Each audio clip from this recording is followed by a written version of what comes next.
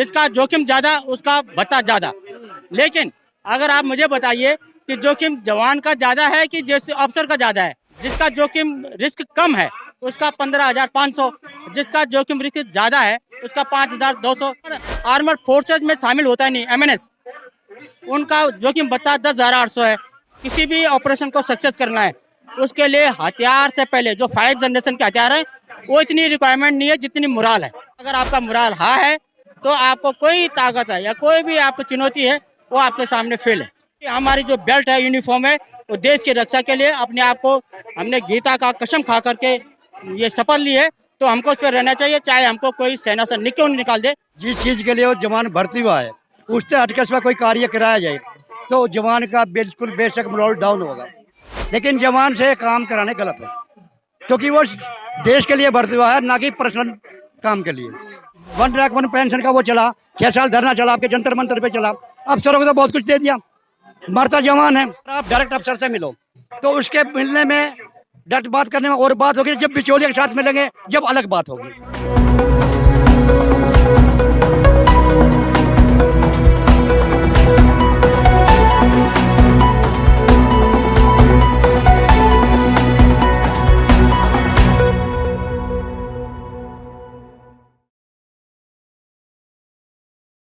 नमस्कार, मैं मोन्टू राजा anti corruption India से स्वागत है आपका। मेरे पीछे जो आप देख रहे हैं तमाम जो हैं ये फौजी हैं। तमाम बार हमने दिखाया है देश का फौजी, देश का जवान जो है सड़कों पे नजर आता है। पहले भी आपको इन जो प्रदर्शन चल रहा है एमएसपी को लेके, और जो जेसीओस होते हैं, जो नीचे रैंक के सिपाही और हवलदार और तमाम जो आते हैं, उनको फायदा नहीं हो रहा है। जो तमाम अफसरान हैं उन्होंने इनका जो भविष्य है इन्होंने बताया था अंधकार में डाल दिया है। अपना फायदा करवा के इनके पेटों पे लात पड़ रही है, और जबकि इनका कहना यह है कि सबसे ज्यादा रिस्क पे यही लोग रहते हैं, और जो ड्यूटी करते हैं सरहद के अलावा कई पर्सनल काम भी जो अफसर होते हैं या अफसरों की जो पत्नियां होती हैं या फिर बच्चे होते हैं, उन तक के काम इनको करने पड़ते हैं। तो उसी के लिए तमाम चर्चा करेंगे। सर, नाम क्या है? मैं कैप्टन चंदन सिंह बिष्ट उत्तराखंड से ताल्लुक रखता हूँ। और कैप्टन साहब, ये बताएं कि तमाम इस तरह की जो लास्ट बात हुई थी आप लोगों से, तो उसमें ये बताया गया था कि समस्याएं बहुत हैं, समाधान कोई नहीं है। रिस्क भी सबसे ज्यादा जिंदगी को रहता है, लेकिन उसके बाद भी आप लोगों के ऊपर सरकारें ध्यान नहीं देती हैं। कैसे देखते हैं? अब तो अग्निवीर भी आ चुका है, कैसे देखते हैं पूरी घटना को? जैसे आपने रिस्क की बात की है, रिस्क में सबसे बड़ा मुद्दा है मिलिट्री सर्विस पे एमएसपी। एमएसपी किसके लिए लागू है?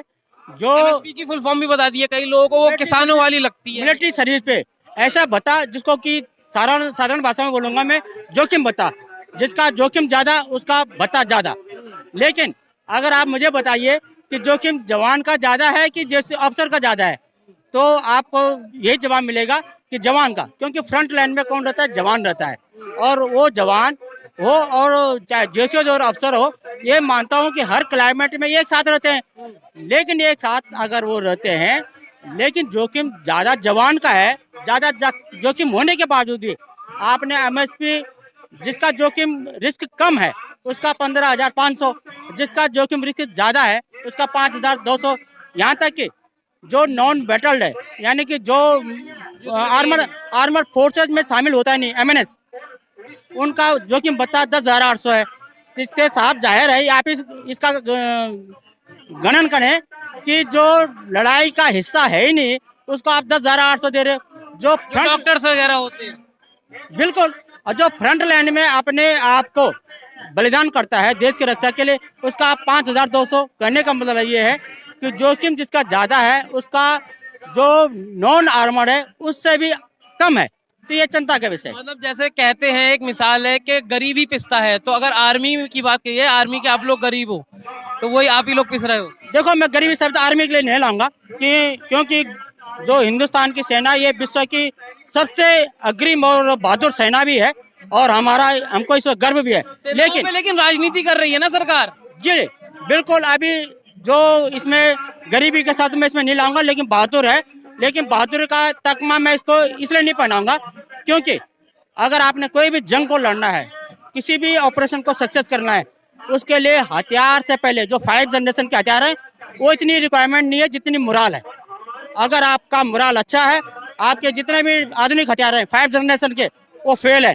अगर आपको एक सामान्य सा वेपन 7.62 अगर LMG दिया जाए तो अगर आपका मोरल हाँ है तो आपको कोई ताकत है या कोई भी आपको चुनौती है वो आपके सामने फेल है। कई आपके साथियों ने यही बताया, कई मीडिया पे चल रहा है ये, वो बताते हैं कि कई हमसे पर्सनल काम करवाए जाते हैं। लोगों ने तो यही बताया कि कपड़े तक धुलवाए जाते हैं अपनी मैडमों के। ये बताइए उससे मोराल डाउन नहीं होता होगा एक सैनिक का? देखो मैं इसके ऊपर नहीं जाऊंगा।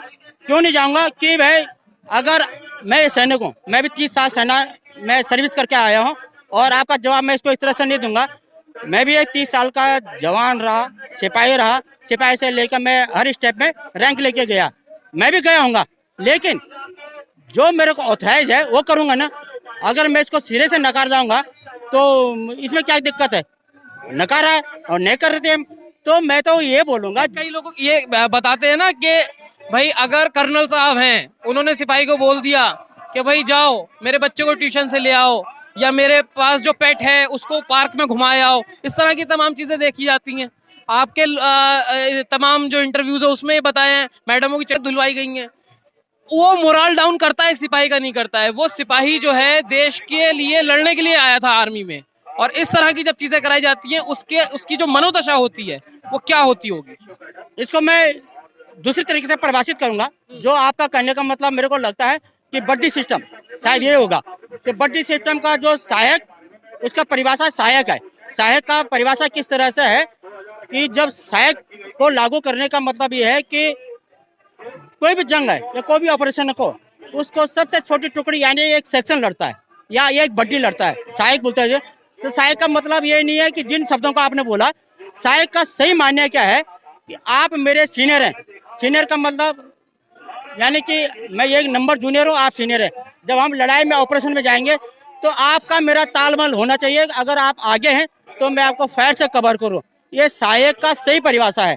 लेकिन जो इसको करते हैं वो चिंता का विषय, प्रश्न चिन्ह है।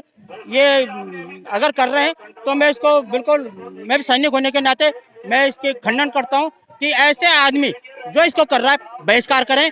क्योंकि हमारी जो बेल्ट है, यूनिफॉर्म है, वो देश की रक्षा के लिए अपने आप को हमने गीता का कसम खा करके ये शपथ ली है, तो हमको उस पर रहना चाहिए। चाहे हमको कोई सेना से क्यों निकाल दे, हमको ये गंदे काम से हमेशा बचना चाहिए।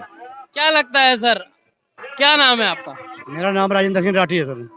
राठी साहब ये बताएं, जो इस तरह की आपके साथी ने चीजें बताई और जो तमाम चीजें सुनने में आती हैं, देखने में आती हैं, साथियों ने कई चीजें बताई हैं कि जब वर्दी पहनने के बाद देश के लिए एक जवान खड़ा होता है, उसके बाद सैनिक में भर्ती होने के बाद जब अफसरान की एक तरह से उसकी काम तो वो नहीं होता है लेकिन उस तरह के काम करवाए जाते हैं, तो मोरल जो है वो डाउन होता है या हाई होता है? ये डाउन होता है जी, मैं तो मानता हूँ बिल्कुल डाउन होता है। जिस चीज़ के लिए वो जवान भर्ती हुआ है उससे हटकर सिवा कोई कार्य कराया जाए तो जवान का बिल्कुल बेशक मोरल डाउन होगा, मेरा अपना खुद का मानना है। क्योंकि ये तो देखी गई हैं तमाम चीजें इस तरह की, ये करवाया जाता है कि जाओ मैडम को शॉपिंग करनी है साथ में चले जाओ, हमारा एक पेट है जाओ उसको घुमाए आओ, बच्चे हैं, कपड़े तक धोते हुए दिखे हैं जवान। तो ये किस हद तक सही है? ये बिल्कुल गलत है जी। उसको एक्स्ट्रा अपना सिविल नौकर लेबर रख ले, लेकिन जवान से काम कराने गलत है। क्योंकि वो देश के लिए भर्ती हुआ है, ना कि पर्सनल काम के लिए। और इससे जवान का मोरल डाउन बिल्कुल होता है। उसका जोर पड़े पर वो हुक्म अदुल ना करने, हुक्म मानने के लिए जाता है, मेरा तो ये मानना है। अभी आप लोग तमाम चीजें कर रहे हो, अभी आम आदमी पार्टी वाले नेताओं से बात हुई तो उनसे भी कहा गया कि यहाँ पे जवान भी इतने समय से हैं। वो कह रहे थे हमारे नेता आए हैं, आम आदमी पार्टी वाले आए हैं यहाँ पे, आप लोगों से बात करी है और वो आप लोगों के साथ हैं। कितनी सत्यता है? कोई आया आम आदमी पार्टी से? हमने तो कोई देखा नहीं, कोई आया होगा लेकिन मैं तो देखा नहीं यहाँ कोई। और नेता तो सब एक जैसे लगते हैं मुझे। कोई हो, किसी पर नेता कांग्रेस वाले, आप वाले हो, कांग्रेस वाले हो, कोई भी हो, ये पहले भी सरकार आती गई है। लेकिन जो और विदेशों में हमारे हिंदुस्तान का जवान हमेशा पिछा, हर पिछता रहेगा। क्योंकि अफसर चाहिए हमारे यहाँ से। वो किसी भी क्षेत्र में चले जाओ आप, अब अभी 1 रैंक 1 पेंशन का वो चला, 6 साल धरना चला, आपके जंतर मंतर पे चला।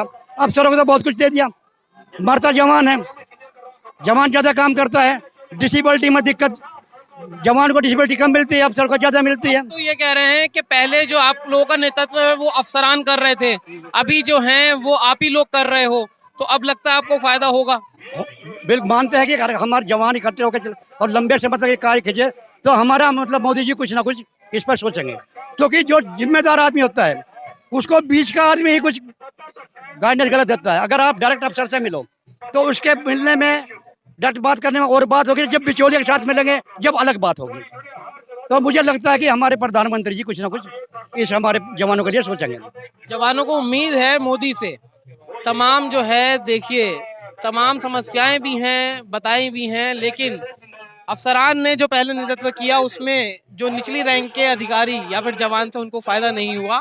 अब खुद ही नेतृत्व कर रहे हैं। उम्मीद है 6 साल प्रदर्शन चला पहले और अभी 45 दिन से ज्यादा हो चुके हैं इनको, उसके बाद भी डटे हैं। देखने वाली बात ये होगी कि सरकार कब तक इनके ऊपर अपनी दया दृष्टि करेगी और इनकी बातें मानेगी। इस पूरी चर्चा पे आप क्या सोचते हैं, क्या आपकी राय है? कमेंट द्वारा अपने विचार हमसे आप साझा करें। अगली अपडेट के साथ आपके सामने फिर प्रस्तुत होंगे। नमस्कार। सब्सक्राइब करें हमारे YouTube चैनल को और बने रहें हमारे साथ।